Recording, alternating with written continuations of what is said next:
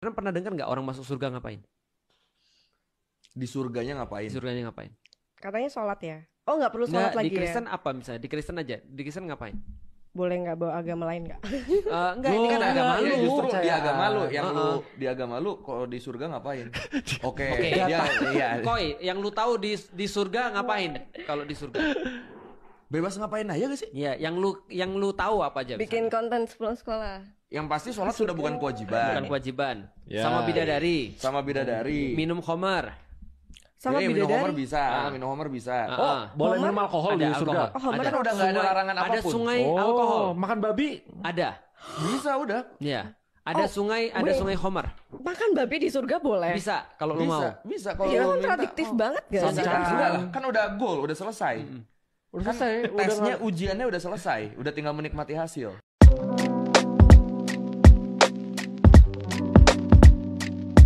Assalamualaikum, selamat datang kembali di channel ini. Balik lagi dengan saya Luis Budi Prasetyo. Kali ini kita akan bahas soal Felix Yau dan kawan-kawan. Kalau nggak salah channel Sepulang Sekolah ya. Dan di situ ada perempuan juga itu, nggak tahu siapa namanya, sama yang satunya lagi saya nggak tahu. Intinya di situ sedang membahas tentang surga. Jadi ada pertanyaan, menurutmu di surga ngapain katanya. Nah, perempuan ini yang katanya bilang, nggak usah lah singgol agama lain. Nah, terus ditanyain lagi, kan ini agama kamu. Nah, disindir lagi sama temannya, nggak tahu. Ya iyalah, mungkin dia nggak tahu, nggak pernah belajar. Di surga ngapain, dan lain-lain. Makanya dia shock aja ketika mendengar ternyata di surganya si Felix Yau ini, di situ ada pesta miras, ada pesta seks, ada pesta makan babi, dan juga masih banyak lagi. Udah shock. Wah, kok bisa? Kok bisa? Ini nggak kontradiktif nih. Nah, coba kita akan bahas karena dia nanyain soal surganya kita itu ngapain aja. Makanya saya akan bahas di bagian terakhir aja ya. Saya akan bahas bagian terakhir. Cuman saya akan melihat nih pembahasan dari pertanyaan yang nggak dilanjutin sama Felix Yau dari perempuan itu. Dia mengatakan, loh, nggak kontradiktif. Ada. Bisa udah. Iya. Ada sungai, ada wait. sungai Homer. Makan babi di surga boleh. Bisa kalau lu mau. Bisa kalau Iya, lu minta. kontradiktif banget gak sih? Bisa kalau Iya, lu minta. kontradiktif banget gak sih? Nah, kenapa sampai dia menimbulkan pertanyaan tentang kontradiktif? Karena begini, di dunia semua itu dilarang. Semua itu tidak boleh. Mabuk-mabukan nggak boleh. Terus juga perempuan dan lain-lain harus ditutup semua badannya karena itu menimbulkan hawa nafsu. Tapi di dunia nggak boleh ya. Terus makan babi nggak boleh. Padahal babi enak kan. Nggak boleh, semuanya nggak boleh. Tapi begitu di surga boleh semua. Bahkan tadi dikatakan ada sungai yang mana di situ isinya alkohol untuk mabuk. Saya nggak bayangin gimana ya. Kenapa dilarang di dunia dan itu bisa dilakukan di surga? Itu menjadi pertanyaan nih cewek ini. Dan kemudian dijawab sama Sepulang Sekolah. Ya itu kan semua ditahan di dunia ini. Dan setelah selesai, ujiannya selesai, bebas. Kesimpulan saya berarti di surga itu bebas melakukan dosa. Nah, pertanyaan dia kontradiktif. Saya juga akhirnya berpikir secara kontradiktif. Kenapa seperti itu? Oke, anggap saja surga. Anggap saja surga. Jadi pada waktu itu, dalam kejadian ini dalam perspektif Kristen nih. Dalam kejadian kan dikisahkan tentang Adam dan Hawa. Adam dan Hawa ditempatkan di Taman Eden. Di Taman Eden kemudian Tuhan bilang, itu buah yang di tengah nggak boleh kamu makan. Karena kalau kamu makan, itu buah pengetahuan yang baik dan yang jahat. Kalau kamu makan, maka kamu akan mati. Dan kemudian kalau kita lihat di situ, mereka kan akhirnya makan. Dan ketika makan, bahkan Tuhan murka dan manusia diusir dari Taman Eden.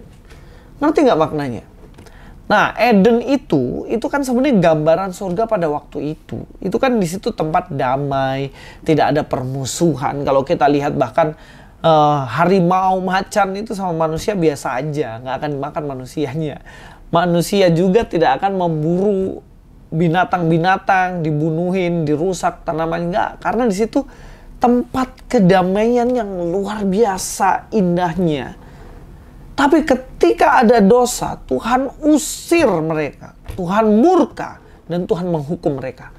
Lah kok ini ketika semua sudah selesai dan kemudian masuk ke surga, di situ kok di-pleaser gitu, dibiarin, ditoleransi.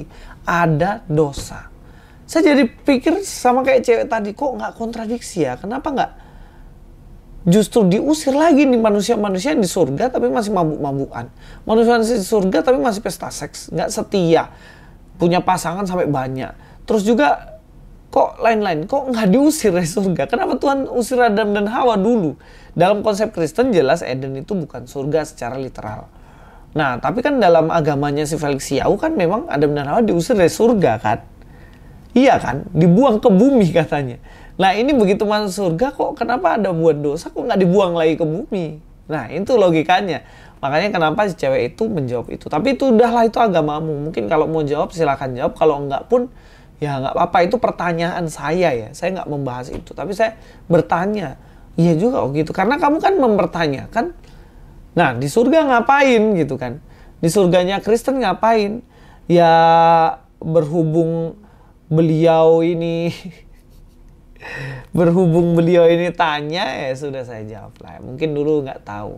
Nah, tapi sebelumnya saya lanjutin lagi. Yang tadi ya, kalau kita lihat dalam Alkitab ya, bahwa kita dalam Roma 3 ayat 23 dia katakan, karena semua orang telah berbuat dosa dan telah kehilangan kemuliaan Allah. Semua manusia telah berbuat dosa dan telah kehilangan kemuliaan Allah. Makanya kenapa pada waktu itu manusia diusir.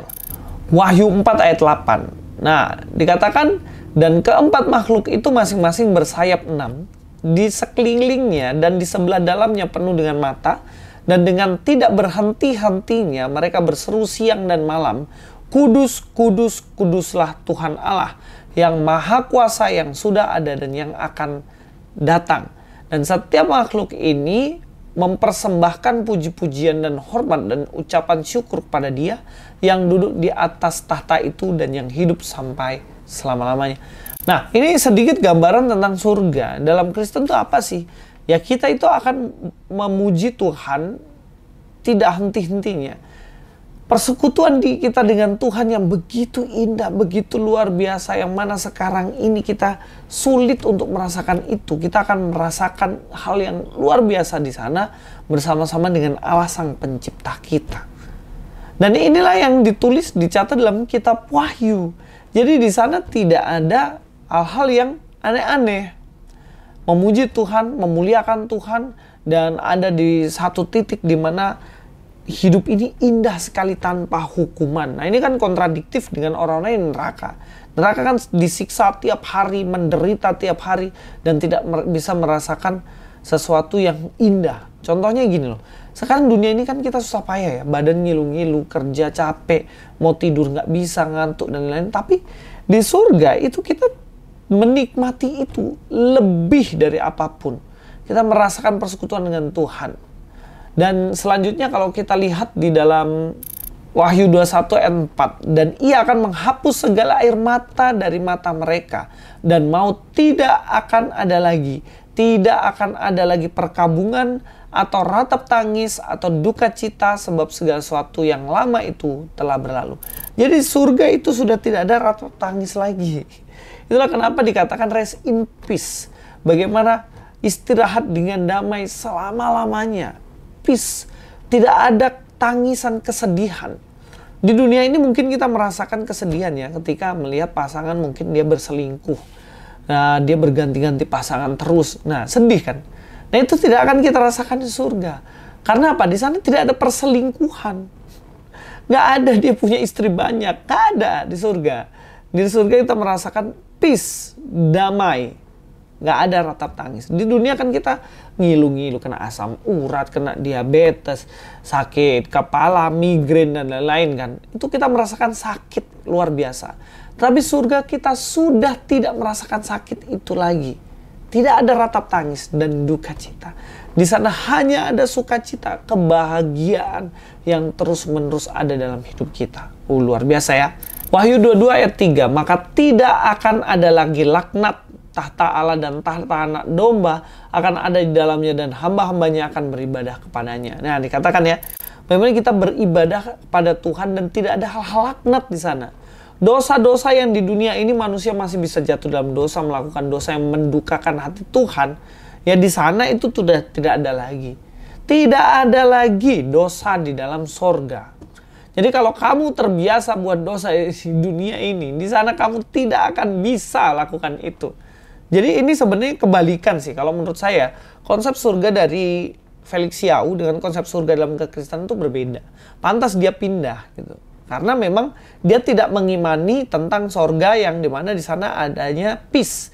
Tidak ada duka cita, tidak ada kesedihan, tidak ada air mata, tidak ada sakit penyakit. Nah, si Felix ini jelas nggak mau, makanya dia pindah kan. Dia memilih surga yang mana surga itu yang ya begitu seperti apa yang dia gambarkan. Nah, menarik ini dalam Efesus 5 ayat 18. Dan janganlah kamu mabuk oleh anggur, karena anggur menimbulkan hawa nafsu, tetapi hendaklah kamu penuh dengan roh dan berkata-kata seorang pada yang lain dalam Mazmur. Di sini dikatakan dilarang untuk mabuk oleh anggur dunia ini. Kenapa? Anggur itu menimbulkan hawa nafsu. Dan hawa nafsu ini tidak ada lagi di surga. Jadi kalau di surga pesta miras dan kita mabuk-mabukan terus-menerus, ya otak kita nggak beres, ya kita marah-marah, berkelahi, ribut, ya dosa lagi gitu. Emangnya ada orang mabuk, kemudian pas mabuk itu kemudian dia mantap sekali, dia berbuat baik, rajin kerja. Enggak, orang mabuk itu emosian. Dia kalau nggak tidur ya bikin kacau, ngerecokin orang kan gitu. Ini bahaya nih. Ini kalau pesta miras ini, wah bisa mabuk-mabukan. Nah, 1 Korintus 6 ayat 18. Jauhkanlah dirimu dari percabulan. Setiap dosa lain yang dilakukan manusia terjadi di luar dirinya. Tapi orang melakukan percabulan berdosa terhadap dirinya. Kita dilarang cabul. Sudah tidak ada percabulan lagi. Karena tubuh kita bait Allah. Kalau kita berbuat cabul kemudian di surga gitu ya. Dalam Kristen ini ya, dalam Kristen. Berbuat cabul di surga. Terus pesta miras di surga. Nah, Tuhan apa nggak sedih lihat anaknya, aduh aku bawa ke rumahku, kamu hidupnya kayak gini, gitu kan. Nah ini yang sebenarnya ingin saya sampaikan bahwa ini benar-benar berbeda. Sekali lagi saya menghormati ajaran Anda kalau memang pandangan seperti itu. Tapi ini cewek Kristen ini loh, kok kalian keroyok gitu kan. Dia Kristen sendiri sini, sudah iman Kristennya kurang belajar, surga juga nggak tahu. Kalian tindis lagi 4 orang di situ, bahaya kalian ini. Ya mungkin itu berbicara mengenai surga, ya kalau mbaknya kaget ya silahkan, memang shock juga ya denger kayak gitu, saya juga agak shock sih. Ya kalau dalam Kristen ya silahkan belajar sama saya mbak, ini saya sudah jelaskan. Di sana itu hanya ada kemuliaan Allah dan kita hidup dalam kemuliaan Allah yang luar biasa tanpa dosa, tanpa sakit penyakit, tanpa tangisan, yang ada hanya peace. Tuhan Yesus memberkati. God be with you all.